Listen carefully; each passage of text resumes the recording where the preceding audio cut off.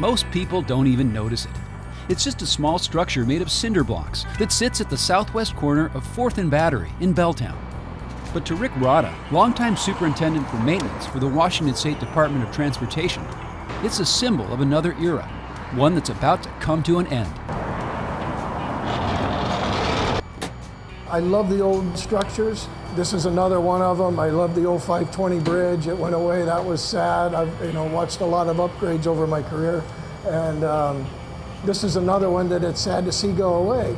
That cinder block building is also the entrance to another world, hidden down an emergency exit staircase and tucked in below the sidewalks of Battery Street. This is the control room in the Battery Street Tunnel, built in 1954. The control room is like a tiny little office, and when the sliding door is closed, it's pretty much invisible. Just a few feet away, on the other side of a concrete wall, cars are speeding past unaware in the lanes of northbound 99, like they have since 1954. What you see is 1950s vision. This is a time capsule. Not much at all has changed. There's a few modern electronic devices that have been installed, but other than that, all the systems are original, right down to the mercury switches.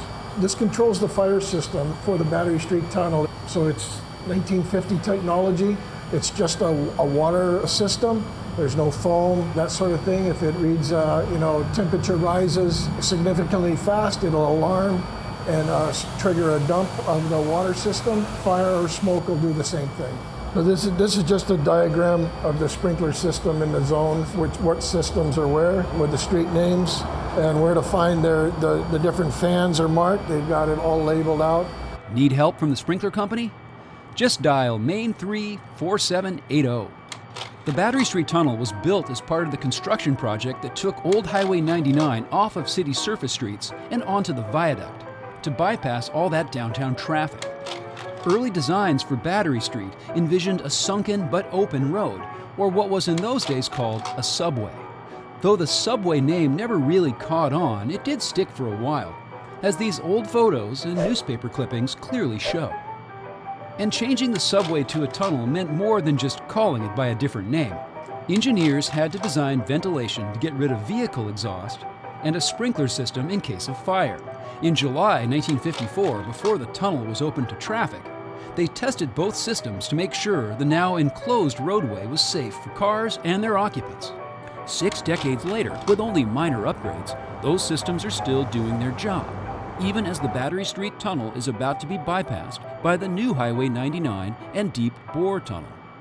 Instead of spending money knowing that this was going to be decommissioned eventually, we took a little bit of that money. I've just been maintaining the system as is for the last, 5 to 7 years. The technicians have done a great job, an excellent job of keeping these old systems together and then finding the parts and pieces that they need to keep it going. I tip my hat to them. They've done an excellent job.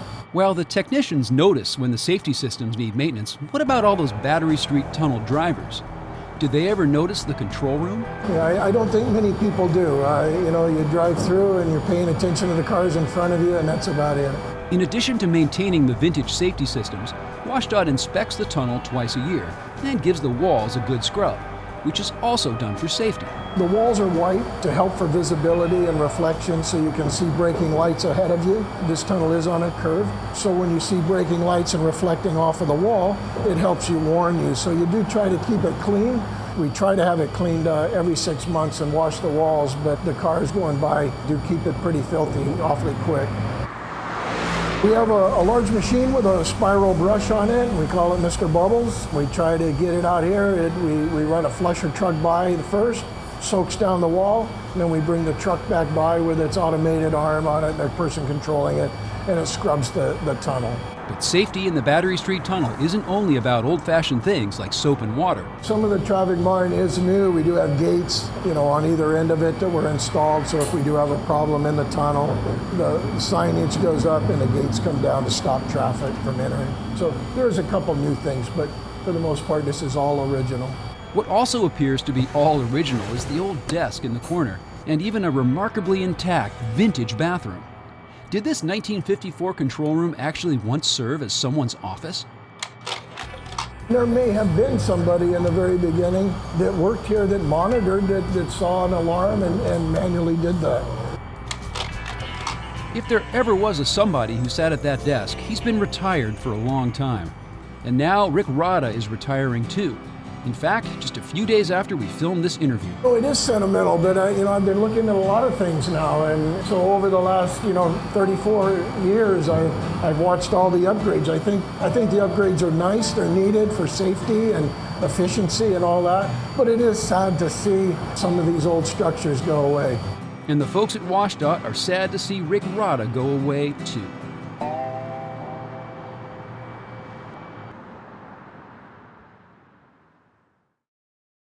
Watch CityStream Thursday nights at 7 on the Seattle channel, or get video on demand and podcasts anytime at seattlechannel.org.